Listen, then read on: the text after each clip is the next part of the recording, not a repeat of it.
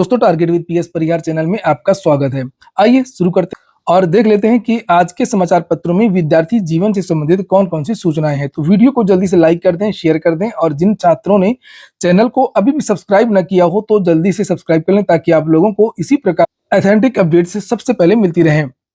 आगे बढ़ने से पहले एक सूचना उन विद्यार्थियों के लिए जिन विद्यार्थियों ने अभी तक target with PS Parihar .online website को विजिट ना किया हो, तो एक बार आप लोग इस वेबसाइट को जरूर विजिट कर लें। इस वेबसाइट में आप लोगों को विद्यार्थी जीवन से संबंधित सारा मटेरियल मिलेगा। जैसे यहाँ पर आप करंट अफेयर देख सकते हैं, टेस्ट सीरीज देख सकते हैं और डेली न्यूज भी देख सकते हैं। करंट अफेयर यहाँ पर डेली अपडेट किया जाता है, मैं क्लिक करके आपको दिखाता भी हूँ।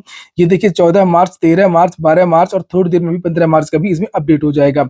इसी तरीके से अगर आप लोग चाहें तो यहाँ विभिन्न प्रतियोगी परीक्षाओं के मॉक टेस्ट वगैरह भी देख सकते हैं, चाहे वो यूपीएसआई हो, एमपीएसआई हो, यूपीटीटी हो, आरआरबी की वैकेंसीज हो, एसएससी की हो या यूपीएससी की। चलिए शुरू करते हैं। अब बात कर लेते हैं सबसे पहले शिक्षा सेवा चयन आयोग की। उत्तर प्रदेश शिक्षा सेवा चयन आयोग को मिले सदस्य अध्यक्ष की तलाश जारी है। एक बोर्ड करेगा अब बेसिक से लेकर के कॉलेज में नियुक्ति। और नीचे यहाँ पर लिखा है उत्तर प्रदेश माध्यमिक शिक्षा सेवा चयन बोर्ड और उच्चतर शिक्षा सेवा आयोग को उत्तर प्रदेश शिक्षा सेवा चयन आयोग ने अब रिप्लेस कर दिया है और इनकी कवायद लंबे समय से चल रही थी। लेकिन नए आयोग के लिए गुरुवार को 12 सदस्यों की नियुक्ति का आदेश जारी होने के बाद यह पूरी तरीके से स्पष्ट हो गई है। सदस्यों की नियुक्ति के बाद आयोग अस्तित्व में आ जाएगा, लेकिन अध्यक्ष पद खाली होने के चलते इसके फुल फ्लेज में काम करने पर असमंजस रहेगा। उम्मीद जताई जा रही है कि सभी नए सदस्य शुक्रवार को लखनऊ में शपथ ले सकते हैं आज। इसके बाद वह प्रयागराज में आकर के कार्यभार संभालेंगे। ये बेसिक से लेकर के उच्च शिक्षा तक के संस्थानों में शिक्षकों की भर्ती करेगा। तो सदस्यों की नियुक्ति हो गई है, लेकिन इस समय नियुक्ति हो रही है, ये एक बहुत बड़ा प्रश्न है। और अगर यही नियुक्ति थोड़ा सा पहले हो जाती तो आयोग फंक्शन में आ जाता और काम करने लगता। चूंकि सदस्यों की नियुक्ति ही बड़ी बात नहीं है, अभी बहुत सारे लोगों की इसमें नियुक्ति होनी है, खासतौर से चेयरमैन की और उसके बाद में परीक्षा नियंत्रक सचिव इत्यादि की। यहाँ पर देखिए लिखा हुआ है आयोग के 12 नए सदस्य आज लखनऊ में कर सकते हैं ज्वाइनिंग। जब नियुक्ति पत्र आप लोगों ने कल देखा होगा, उसमें साफ साफ लिखा हुआ था अधिसूचना में कि जिस दिन से ये कार्यभार ग्रहण करेंगे उस दिन से नियुक्ति मानी जाएगी। ये देख सकते हैं आप लोग, ये कल ये जो अधिसूचना जारी हुई थी, जैसे यहाँ पर लिखा हुआ उदाहरण के रूप में श्री विमल कुमार विश्वकर्मा पुत्र स्वर्गीय श्री राम नारायण विश्वकर्मा और बर्रा कानपुर उत्तर प्रदेश को कार्यभार ग्रहण करने की तिथि से नियुक्ति प्रदान कर सकते हैं। तो कार्यभार ग्रहण करना पड़ेगा आचार संहिता के पहले। और जानकारी ये मिली है कि ये जल्द ही कार्यभार भी ग्रहण कर सकते हैं। यहाँ पर लिखा उत्तर प्रदेश शिक्षा सेवा चयन आयोग के सभी 12 नए सदस्य शुक्रवार को ज्वाइन कर सकते हैं। लोकसभा चुनाव की अधिसूचना भी जारी होने वाली है और अधिसूचना जारी होते ही आचार संहिता लागू हो जाएगी। ऐसे में सदस्यों की ज्वाइनिंग में पेंच फंस सकता है।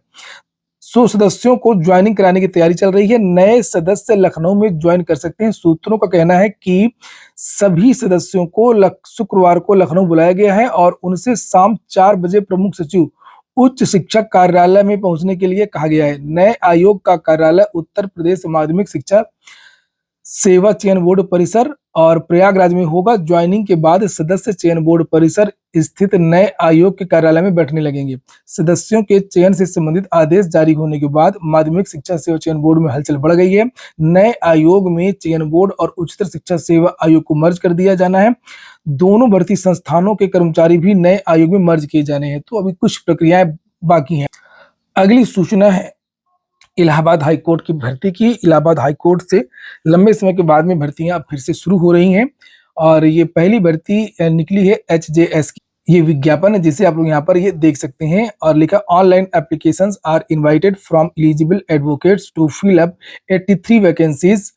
और इनका ब्यौरा भी दिया है कि किस कैटेगरी के कितने पद हैं। Of direct recruitment of Uttar Pradesh higher judicial service 2023 revised पे, इसके लिए यहाँ पर लिखा है।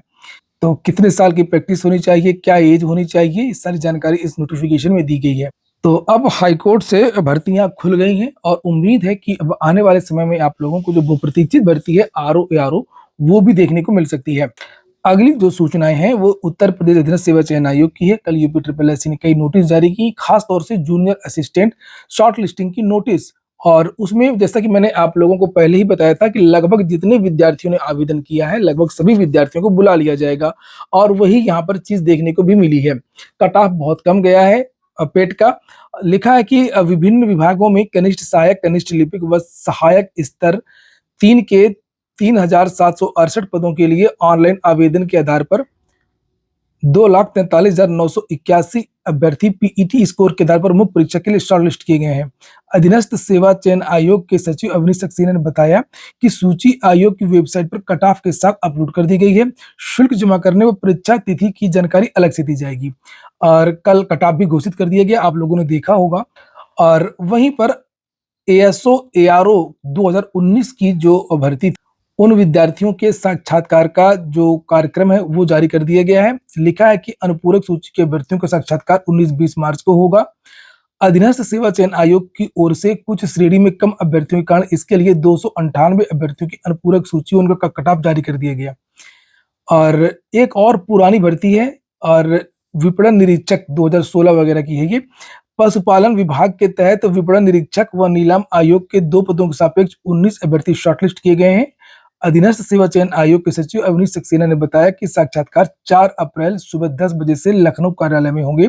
एडमिट कार्ड आयोग की वेबसाइट से डाउनलोड किए जा सकते हैं। जेईई भर्ती जो यूपी ट्रिपल एस से आई है उसमें विवाद हो गया है और विवाद कुछ भी नहीं है और ऐसा अक्सर होता ही है। इसमें पॉलिटेक्निक के विद्यार्थियों को मांगा गया है, बुलाया गया है भर्ती के लिए और इसमें बीटेक के विद्यार्थी भी मांग कर रहे हैं और इसी को लेकर के डिप्लोमाधारी जो भी विद्यार्थी हैं पॉलिटेक्निक के, उन विद्यार्थियों ने एक्सपर्ट ट्रेंड किया, उसी के बारे में जानकारी दी गई है। अधीनस्थ सेवा चयन आयोग की ओर से हाल ही में 2,847 पदों पर अवर अभियंता की भर्ती का विज्ञापन निकाला गया है। इसमें अर्हता के बदलाव को लेकर के कुछ मांगे उठी हैं। वही बदलाव की बीटेक वाले विद्यार्थी कह रहे हैं कि हमको भी इसमें शामिल किया जाए। अब इसके विरोध में डिप्लोमाधारी अभ्यर्थी उतर आए हैं और बुधवार को उन्होंने सोशल मीडिया प्लेटफॉर्म एक्स पर UP JEE only for diploma को ट्रेंड किया। मैंने उस दिन इसके बारे में आप लोगों को जानकारी भी दी थी और लिखा है कि अभ्यर्थियों के मुताबिक प्रदेश में जूनियर इंजीनियर पद के लिए अनिवार्य अर्हता इंजीनियरिंग में डिप्लोमा है, किंतु कुछ संगठन प्रयास कर रहे हैं कि भर्ती में बीटेक डिग्रीधारी भी शामिल किए जाएं।